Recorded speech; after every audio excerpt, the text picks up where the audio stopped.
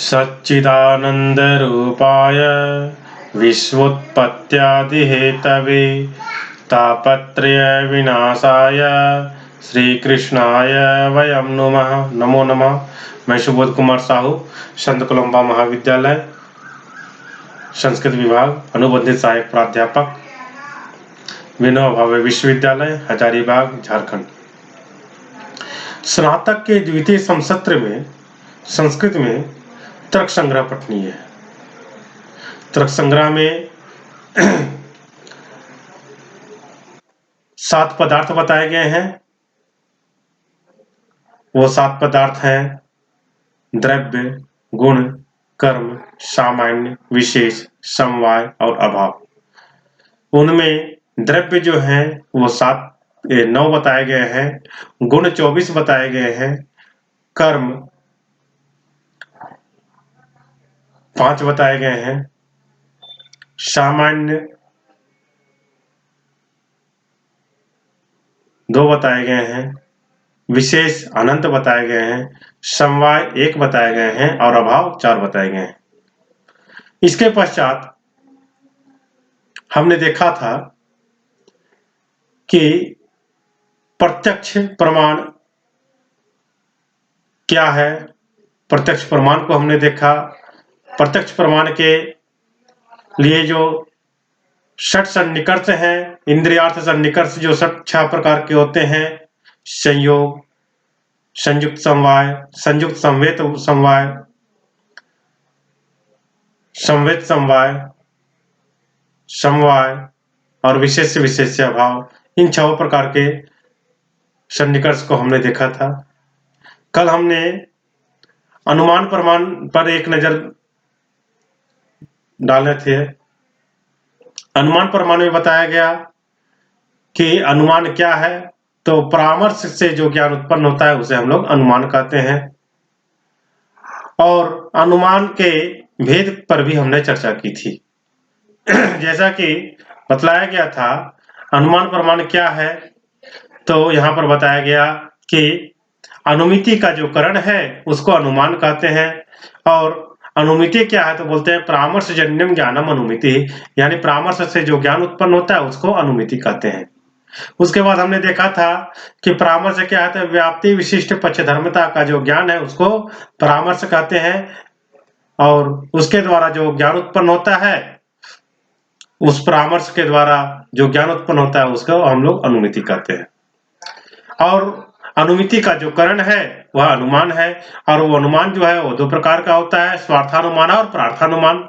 स्वार्थानुमान में कोई व्यक्ति किसी स्थान में देखता है, जैसे पर्वत में धूम को देखता है तो देख करके उसको अपने घर में देखे हुए, महानस आदि में कि जहां जहां धुआं होता है वहां वहां अग्नि होती है, इस प्रकार से देखे हुए का स्मरण हो जाता है और उस व्याप्ति का स्मरण करके फिर वहां पर भी अनुमान लगाता है कि यहाँ पर भी धुआं है इसलिए यहाँ पर भी अग्नि होगी। इस प्रकार से स्वार्थानुमान में होता है। और प्रार्थानुमान में व्यक्ति खुद से उसका अनुमान करके दूसरे को बताने के लिए पंचावयव वाक्य का प्रयोग करते हैं, जिसका हमने कल निरूपण किया था। वो 5 अवयव हैं, प्रतिज्ञा, हेतु, उदाहरण, उपमेय, उपनय और निगमन। इन सबको हम लोग अत्यंत विस्तार से कल देखे थे। इसके बाद आता है उसका जो लिंग है, वो लिंग 3 प्रकार का होता है, अन्वय व्यतिरेकी, केवलान्वयी और केवल व्यतिरेकी। इसके बारे में भी हमने विस्तार से चर्चा की है। आज हम लोग देखेंगे हेत्वाभास। तो हेत्वाभास से पहले थोड़ा सा हम लोग यह देखना चाहेंगे कि बताया गया था पक्ष, सपक्ष और विपक्ष ये क्या क्या होता है। थोड़ा सा आज एक नजर फिर से देख लेंगे, उसके बाद हम लोग हेत्वाभास में चलेंगे। तो संदिग्ध साध्यवान पक्ष, संदिग्ध साध्य वाला जो है उसका नाम क्या है, पक्ष। जैसे यथा धूमवत्वे हेतु पर्वता, जैसे धूमवत्व जो है, धूमवत्व हेतु में यानी कि जिसमें अनुमिति में धूम को हेतु किया गया है और उसका वहनी साध्य है, तो उसका पर्वत जो है उसका पक्ष हो गया। धूमवत्व जो है उसका हेतु जो है उसका साध्य क्या है, पर्वत है। वहनी शायद उसकी वहनी है और उसका पक्ष क्या है तो बोलते हैं पर्वत है। तो कैसे बोले तो बोलते हैं संदिग्ध साध्यवान पक्षा, यानी कि जिसमें संदिग्धता है और जो साध्य से युक्त है उसको कहते हैं पक्ष। पर्वत में जब हम धूम को देखें तो पर्वत में धूम को देखने पर यह संदेह उत्पन्न होता है कि क्या यहाँ पर अग्नि है, तो वहां अग्नि है कि नहीं इसके बारे में फिर हम चर्चा करते हैं। तो यह साध्य उत्पन्न होता है कि नहीं, घर में जिस प्रकार से मानस में जहां जहां धूम रहता है वहां वहां अग्नि रहती है, तो इस व्याप्ति से यहां भी प्रतीत हो रहा है कि इस पर्वत में यहाँ पर धूम है तो यहाँ पर भी अग्नि होगी। तो इसी को कहते हैं संदिग्ध साध्यवान पक्षा।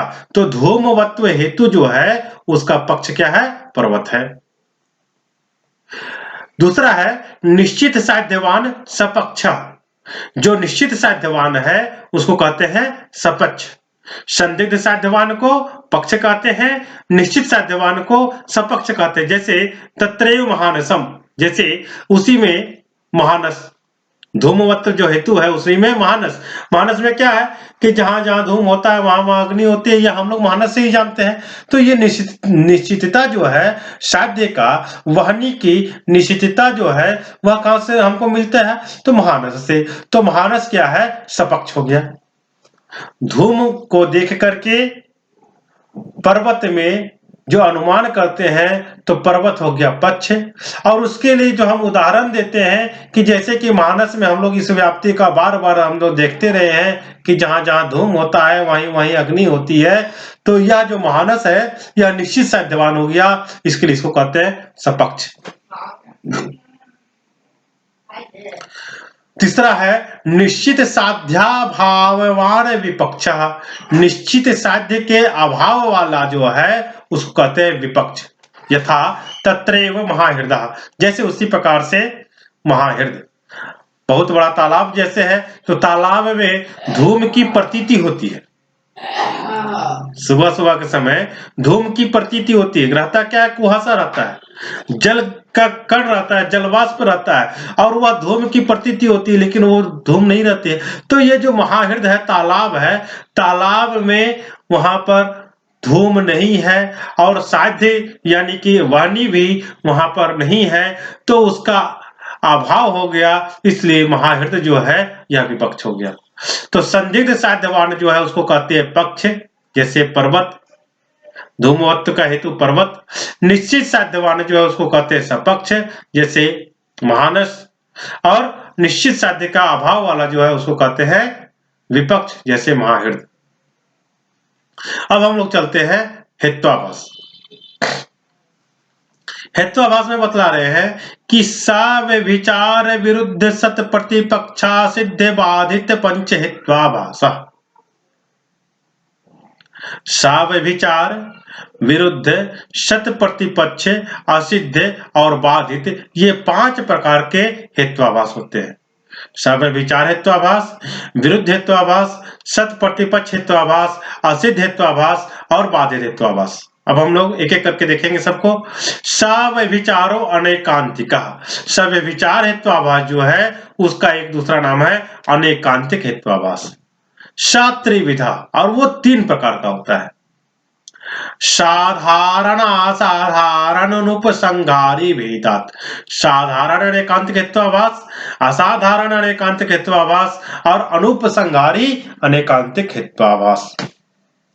तत्र साध्याभाव वृत्ति साधारणो अनेकांतिकः, तत्र उन तीनों में से साध्याभाव वृत्ति साधारणो अनेकांतिकः, यानी कि साध्य के अभाव वाले में वृत्ति होने वाले, जहां पर साध्य नहीं रहे वहां पर जो है हेतु उसको क्या कहते हैं, साधारण अनेकांतिक हेत्वाभास।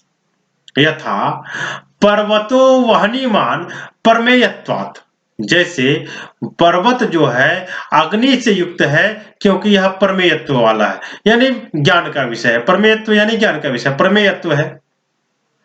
तो प्रमेयत्व होने से पर्वत जो है वो अग्निमान है, यह जो बोला गया इसको कहते हैं साधारण अनेकांतिक हेत्वाभास। तो परमेयत्व से वहन्या भाववती हृदय विद्यमानत्वात्। अब क्यों कहते हैं, तो बोलते हैं कि ये जो परमेयत्व है वह वहनी के अभाव वाले हृदय में भी, तालाब में भी विद्यमान है। परमेयत्व पर्वत में भी है और परमेयत्व हृदय में भी है, तो हृदय में अग्नि हो नहीं सकता, और जिस प्रकार से हृदय में अग्नि नहीं हो सकता, पर्वत में वहनी है, बात ठीक है, लेकिन पर्वत को जिस प्रकार से हम परमेयत्व कह के हम उसको अग्निमान बोलते हैं, अगर धूमवत्व बोल के अग्निमान बोलते तब तो वो सही था, लेकिन हेतु नहीं है, यहाँ पर हेतु का आभास है, तो हेतु का सिर्फ आभास हो रहा है, हेतु की सिर्फ प्रतीति हो रही है, उसको हेतु आभास कहते हैं। तो यहाँ पर जो है बोल रहे हैं कि पर्वत जो है अग्नि से युक्त है, क्योंकि पर्वत परमेयत्व है। तो परमेयत्व जो है सिर्फ पर्वत में ही नहीं, हृदय में भी विद्यमान है, जहां पर अग्नि नहीं होता है। तो इस प्रकार से यह जो है साधारण अनेकांतिक हेत्वाभास है।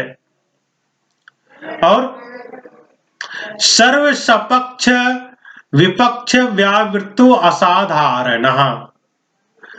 अब बोलते हैं कि जो हेतु संपूर्ण सपक्ष और विपक्ष से व्यावृत होता है, यानी कि जो सभी सपक्ष में और विपक्ष में नहीं रहता है, वह हेतु जो है उसको क्या कहते हैं, असाधारण अनैकांतिक हेत्वाभास।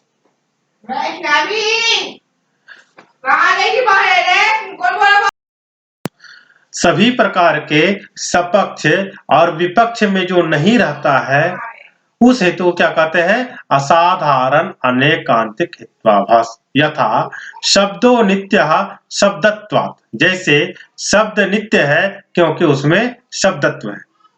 तो यहाँ पर बोलते हैं शब्दत्वम सर्वेभ्यो नित्येभ्यो अनित्येभ्यश्च व्यावृत्तम शब्द मात्र वृत्ति।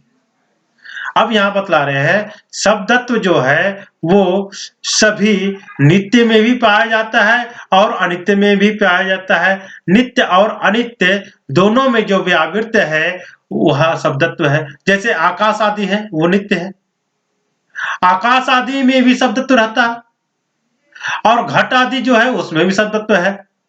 तो इन दोनों में रहता है, तो वह इसको कहते हैं असाधारण अनैकांतिक हेत्वाभास।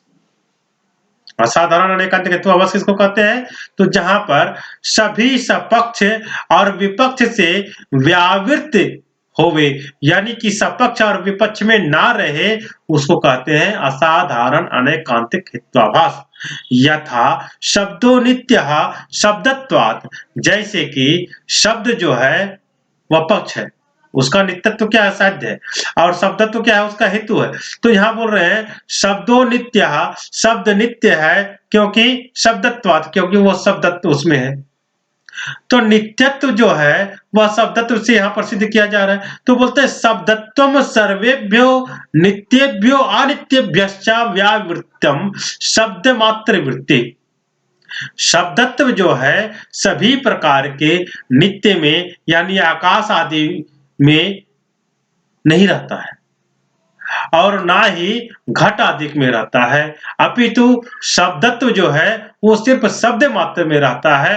तो सभी सपक्ष और विपक्ष से व्यावृत होकर के जो रहता है, वैसे हेतु को कहते हैं असाधारण अनेकांतिक हेत्वाभास। तो यहाँ शब्दत्व जो है यह असाधारण अनेकांतिक हेत्वाभास हुआ। तीसरा है अन्वय व्यतिरेकी दृष्टांत रहितो अनुपसंहारी। अन्वय और व्यतिरेकी के दृष्टांत से जो रहित होता है उसको कहते हैं अनुपसंहारी हेत्वाभास।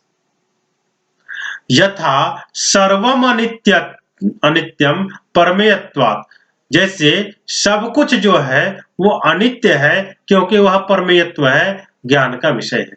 अत्र सर्वस्यापि पक्षत्वात् दृष्टांतो नास्ति, यहाँ पर सब का पक्ष के रूप में दृष्टांत नहीं है। जब सभी के सभी परमेयत्व है तो उसको दृष्टांत हम नहीं कह सकते। दृष्टांत क्या है, दृष्टांत किसी एक में होता है, दो में होता है। अब सबको हम दृष्टांत ही कह देंगे तब उससे अलग क्या है, उससे बाहर कोई वस्तु नहीं है। तो इसलिए दृष्टांत जो है यहाँ पर सही नहीं है, इसके लिए इसको कहते हैं अनुपसंहारी हेत्वाभास। अनुपसंहारी अनेकांतिक हेत्वाभास। अब दूसरा आते हैं विरुद्ध हेत्वाभास। तो बोलते हैं साध्याभाव व्याप्तो हेतुर्विरुद्धः। साध्य के अभाव करके व्याप्त जो हेतु है उसका नाम क्या है? विरुद्ध हेत्वाभास। साध्य के अभाव करके व्याप्त जो हेतु है उसको कहते हैं विरुद्ध हेत्वाभास। यथा शब्दो नित्य कृतकत्वात्। जैसे शब्द नित्य है क्योंकि वह कृतकत्व है, वह कार्य है, उसको खुद से हम लोग बनाए हैं। तो जो नित्य चीज होता है उसे हम लोग खुद से नहीं बनाते, वह किसी कारण का कार्य नहीं है।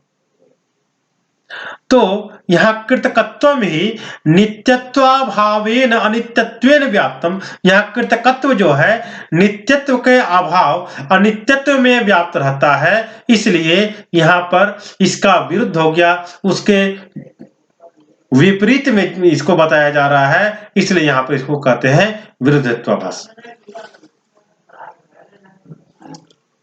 आगे बोलते हैं यस्य साध्याभाव साधकम हेत्वंतरम विद्यते स सत्प्रतिपक्षः। यस्य साध्याभाव साधकम हेत्वंतरम विद्यते स सत्प्रतिपक्षः। यानी जिस हेतु के साध्याभाव साधकम, साध्य के अभाव का साधक सिद्ध करने वाला जो है वह हेत्वंतरम विद्यते, किसी दूसरे हेतु के द्वारा प्रतिपादित होता है, उसको कहते हैं सत्प्रतिपक्ष हेत्वाभास। यथा शब्दो नित्य श्रावणत्वात् शब्दत्वात् इति। जैसे शब्द नित्य है क्योंकि उसे हम सुनते हैं और उसमें शब्दत्व है। तो शब्दो नित्य कार्यत्वात् घटवत् इति। अच्छा, फिर से देखेंगे उदाहरण को। शब्दो नित्य श्रावणत्वात् शब्दत्वात् इति। शब्द नित्य है क्योंकि वह श्रवण का विषय है, शब्दत्वत है, इसलिए। फिर बोलते हैं शब्दो अनित्य कार्यत्वात् घटवत् इति। शब्द अनित्य है क्योंकि वह कार्य है, जैसे घड़ा। तो यहां पर एक ही साध्य जो है उसके अभाव का साधक, उसको जो सिद्ध करने वाला है वह दूसरा हेतु से सिद्ध किया जा रहा है। यहाँ पर दो हेतु दिया जा रहा है, इसके लिए इसको क्या कहते हैं? सत्प्रतिपक्ष हेत्वाभास। अगला है असिद्ध हेत्वाभास। असिद्ध त्रिविधा। असिद्ध हेत्वाभास जो है वह 3 प्रकार का होता है। आश्रयासिद्ध, स्वरूपासिद्धो, व्याप्त्वासिद्ध चेति। आश्रयासिद्ध हेत्वाभास, स्वरूपासिद्ध हेत्वाभास और व्याप्त्वासिद्ध हेत्वाभास। तो आश्रयासिद्धो यथा गगनारविंदम सुरभि अरविंदत्वात् सरोजारविंदवत्। जैसे आश्रयासिद्ध में बोलते हैं जैसे आकाश का कमल सुगंधित होता है क्योंकि वो कमल है, अरविंदत्वात् कमलत्व उसमें होने से, सरोजारविंदवत् जैसे कि तालाब का कमल सुगंधित होता है। अत्र गगनारविंदम आश्रय, यहाँ पर आकाश का कमल आश्रय है। साचा नास्ति एव, और वह होता ही नहीं, आकाश में कमल होता ही नहीं है। तो इसको कहते हैं आश्रयासिद्ध हेत्वाभास। इसका आश्रय जो है असिद्ध है, इसलिए कहते हैं आश्रयासिद्ध हेत्वाभास। अब स्वरूपासिद्ध। स्वरूपासिद्ध हेत्वाभास में बोलते हैं जैसे शब्दो गुण चाक्षुषत्वात्। शब्द गुण है क्योंकि वो चाक्षुष होने से, चक्षु से देखने का, चक्षु इंद्रिय से देखने का विषय होने से। अत्र चाक्षुषत्वम शब्दे नास्ति। यहाँ पर शब्द को हम आंखों से नहीं देखते, चाक्षुषत्व शब्द में नहीं है। शब्द से श्रावणत्वात्, क्योंकि शब्द जो है उसको हम श्रवण करते हैं। तो यहाँ पर स्वरूप जो है इसका असिद्ध हो गया। शब्द जो है वह श्रवण गोचर है, चक्षु गोचर नहीं है, तो इसलिए यहाँ पर शब्द जो है शब्दो गुण चाक्षुषत्वात् जो बोला गया है यह स्वरूपासिद्ध हो गया। उसके बाद अगला बताए सोपाधिको हेतुर व्याप्त्वा सिद्धा। जो उपाधि से युक्त हेतु जो होता है उसको कहते हैं व्याप्त्वा सिद्ध हेत्वाभास। उपाधि से युक्त हेतु को व्याप्तवासित हेत्वाभास कहते हैं। तो साध्य व्यापकत्वे सति साधन व्यापकत्वम उपाधि, साध्य के व्यापक होने पर साधन का अव्यापक होना, इसको कहते हैं उपाधि। साध्य समानाधिकरणात्यंताभाव प्रतियोगित्वम साध्य व्यापकत्वम, साध्य के समानाधिकरण के अत्यंत अभाव का जो प्रतियोगी है, यानी साध्य का जो समानाधिकरण है, उसको कहते हैं साध्य व्यापकत्व। साधन व निष्ठात्यंताभाव प्रतियोगित्वम साधना व्यापकत्वम, और साधनवत निष्ठा के अत्यंत अभाव का जो प्रतियोगी है, उसको कहते हैं साधना व्यापकत्वम। साध्य के समानाधिकरण के अत्यंत अभाव का जो प्रतियोगी है, उसको कहते हैं साध्य व्यापकत्व, और साधनवत निष्ठा के अत्यंत अभाव का जो प्रतियोगी, उसको कहते हैं साधन व्यापकत्व। तो जैसे बोलते हैं पर्वतो धूमवान वहनी मत्वात्, पर्वत धूमवान है क्योंकि उसमें अग्नि है।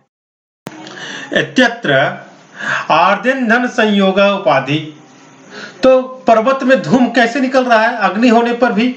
तो बोलते हैं आर्द ईंधन का संयोग होने से उसमें धूम निकल रहा है। तो आर्द ईंधन का संयोग जो है वह इसका उपाधि है। तथा ही यत्र धूम तत्र आर्द ईंधन संयोग इति साध्य व्यापकता, जहां जहां धुआं होता है वहां आर्द ईंधन का संयोग है, यह साध्य व्यापकता है। और यत्र वहनी तत्र आर्द ईंधन संयोगो नास्ति, जहां सिर्फ अग्नि है, धुआं नहीं है, वहां पर आर्द ईंधन का संयोग नहीं है। अयोगोल के आर्द ईंधन संयोगाभावादिति साधना व्यापकता, जैसे लोहे का गोला जो जल रहा है उसमें आर्द ईंधन का संयोग नहीं है, इसको कहते हैं साधन की अव्यापकता। एवं साध्य व्यापकत्वे सति साधन व्यापकत्वात् इंद्रिय आर्द ईंधन संयोग उपाधि। इस प्रकार से साध्य के व्यापकत्व होने पर साधन का अव्यापकत्व होना, जैसे आर्द ईंधन का संयोग जो है वह उपाधि है। सोपाधिकत्वात् वहनीमत्वम व्याप्त्वा सिद्धम, तो इस प्रकार से उपाधि से युक्त होकर के वहनीमान होना, इसको जो है सो हम लोग कहेंगे व्याप्त्वा सिद्ध। वहनी से युक्त होकर के उपाधि वहनी से उपाधि से युक्त होकर के वहनीमान होना, इसको कहते हैं व्याप्त्वा सिद्धत्वाभास। इसके बाद आता है यस्य साध्याभावः प्रमाणांतरेण निश्चितः सा बाधितः। अब बाधित हेत्वाभास बतला रहे हैं। यस्य साध्याभावः, जिस हेतु के साध्य का अभाव प्रमाणांतरेण निश्चितः, प्रमाणांतर करके निश्चित होता है, उसको कहते हैं बाधित हेत्वाभास। यथा वहनिरनुष्णो द्रव्यत्वात्, जैसे अग्नि ठंडा है क्योंकि वह जल है, उसमें द्रव्यत्व है। अत्र अनुष्णत्वम साध्यम, यहाँ अनुष्णत्व जो है यह साध्य है। तद अभाव उष्णत्वम स्पर्शन प्रत्यक्षेन गृह्यते, और अग्नि में क्या है? अग्नि में अनुष्णत्व का अभाव है, यानी कि उष्णत्व है, यह हम लोग स्पर्श प्रत्यक्ष करके, यानी प्रत्यक्ष रूप से स्पर्श करके हम उसको जान लेते हैं। तो इति बाधितत्वम, इस प्रकार से इसको कहते हैं बाधित हेत्वाभास। तो आज हमने जाना हेत्वाभास। तो हेत्वाभास 5 प्रकार के हो गए। कौन कौन से? ये 5 प्रकार के हेत्वाभास है। सव्यभिचारी हेत्वाभास, विरुद्ध हेत्वाभास, सत प्रतिपक्ष हेत्वाभास, असिद्ध हेत्वाभास और बाधित हेत्वाभास, जिसमें सव्यभिचार हेत्वाभास को अनैकांतिक हेत्वाभास कहते हैं। और ये 3 प्रकार के होते हैं, साधारण अनैकांतिक, असाधारण अनैकांतिक और अनुपसंहारी अनैकांतिक हेत्वाभास। दूसरा है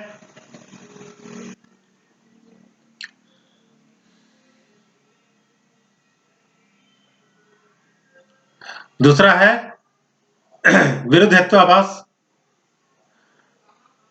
विरुद्ध हेत्वाभास के बारे में जैसा कि हम अभी बता चुके कि जिसमें साध्य के अभाव की व्याप्ति होती है, उसको कहते हैं विरुद्ध हेत्वाभास। तीसरा है सत प्रतिपक्ष हेत्वाभास। तो जिसका साध्य के अभाव का साधक किसी दूसरे हेतु के द्वारा प्रतीत होता है, दूसरे हेतु के द्वारा जाना जाता है, उसको कहते हैं सत्प्रतिपक्ष हेत्वाभास। तीसरा है असिद्ध हेत्वाभास। चौथा असिद्ध हेत्वाभास। असिद्ध हेत्वाभास जो है वो 3 प्रकार के हैं, आश्रयासिद्ध, स्वरूपासिद्ध और व्याप्तवासिद्ध हेत्वाभास। इसके बाद अगला है बाधित हेत्वाभास। तो इस प्रकार से 5 प्रकार के हेत्वाभास होते हैं। आज हमने इसका अध्ययन कर लिया। नमस्कार, धन्यवाद।